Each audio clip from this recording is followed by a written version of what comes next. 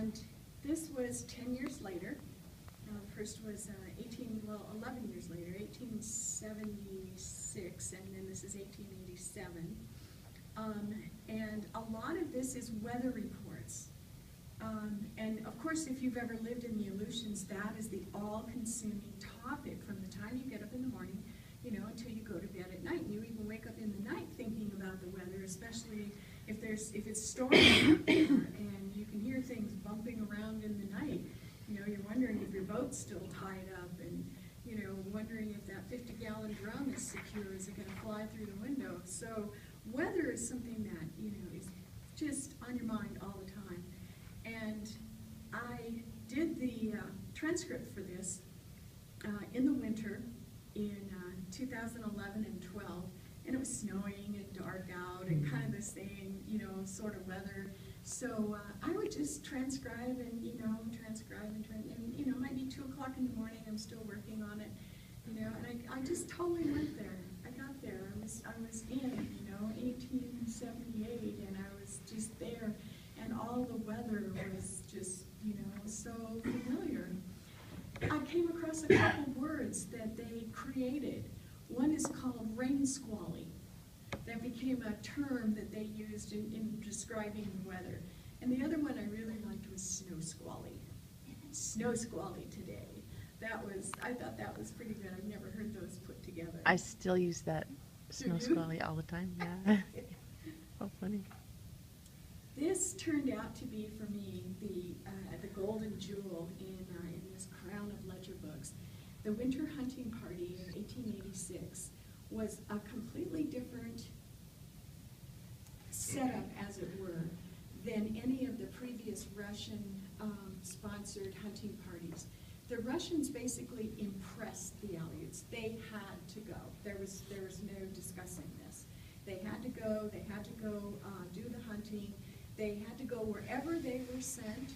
You know, people from Atka and Adak might be sent to Sanat, clear at the other end of the chain, and they'd be there for years, sometimes never getting back to even see their families.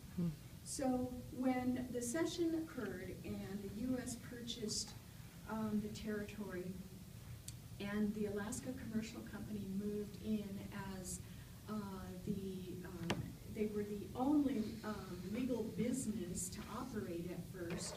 Their primary business, of course, was in the Pribilofs. They had the lease to do the seal skin manufacturing that was going on up there. But the other thing they did was organize otter hunting parties. But it was completely different. They did not impress people.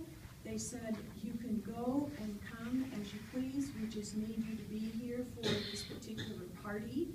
They outfitted them. They allowed them to take the money from the sale of their furs and purchase luxury items in the store, which they were not allowed to do under Russian rule. So that was a very big change.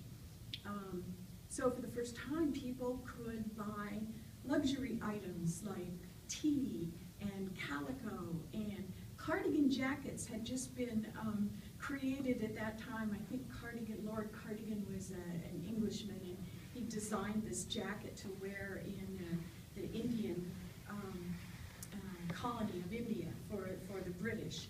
And so cardigan jackets were just all the rage in the 1880s, and that was a luxury item, and they could purchase that. So it's very interesting, the whole, you know, kind of Americanization that took place as a result of the mercantilism that Alaska Commercial Company promoted.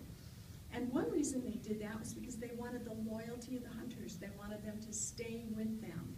And so, you know, they gave them these credit accounts at the store. They allowed them to purchase things that they previously could not purchase, you know, to build up a loyalty and a strong customer base. So that was pretty much the reason for it.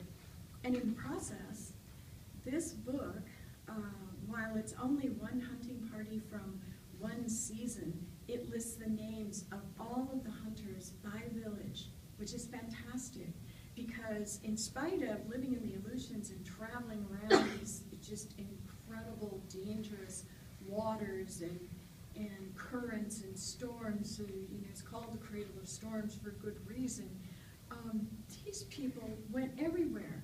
You know, at the drop drop of a hat, oh, we're in Kashid. Hey, let's go over and see what's going on in Chernovsky. Or, let's go to, Sanak and see so-and-so. And they did. They traveled all over the place. So this is a wonderful snapshot in time of where the hunters were, what village they were calling their home fort at that time.